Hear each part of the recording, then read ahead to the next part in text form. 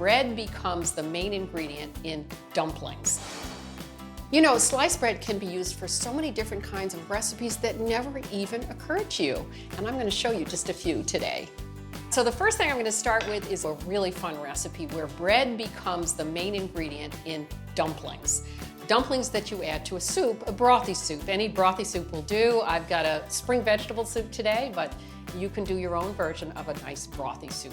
For the dumplings, we need any kind of bread, and we're going to turn it into breadcrumbs, either in a blender or a food processor. So we've got in here 2 eggs, which are like the binder, and I'm going to beat these guys up.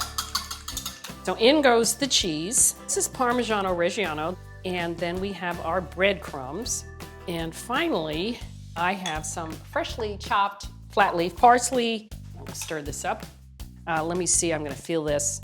It's important to cook with these tools. Just make sure they're clean.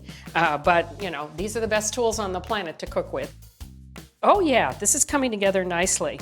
It really helps if you oil your hands. Otherwise, it just sticks to your hands. They don't have to be A+ gorgeous shaped balls, but it helps if you have greasy hands.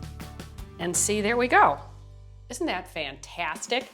And now at this point, we're gonna add these bread balls to this spring soup. We're gonna cover it partially. And then after about 10 minutes, what happens is they'll expand a bit and pick up the flavor from the soup. And then you're gonna have a little bit of parm and some pepper. Oh boy, that looks so good. Yet another amazing use for sandwich bread.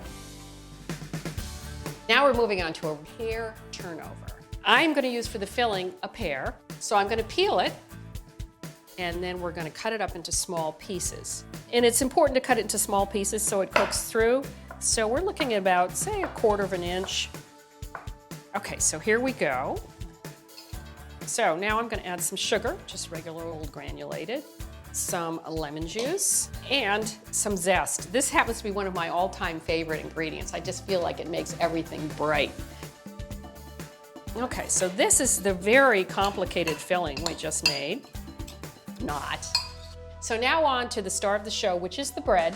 You can use any sliced bread, white or whole wheat. I'm using thin sliced bread, which I prefer because there's less of a ratio of bread to filling, but the thick slice is fine. You just might roll it a little more seriously. So I am going to cut off the crust, but like Rachel, I'm not going to waste it. I'm going to save it for breadcrumbs later on.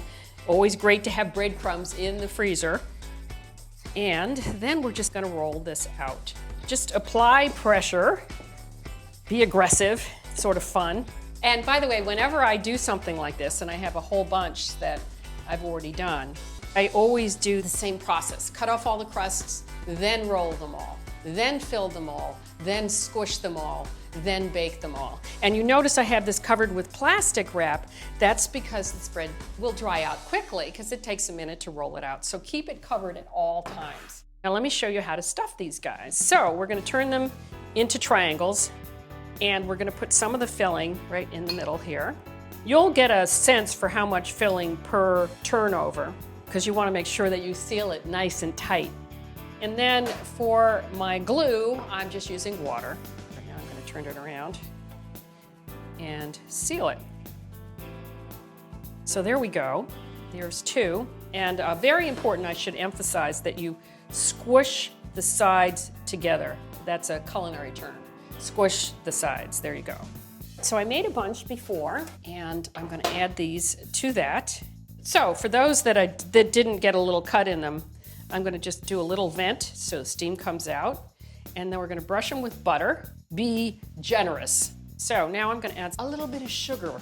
And then you pop them in a 350-degree oven for 12 to 15 minutes until they look like this.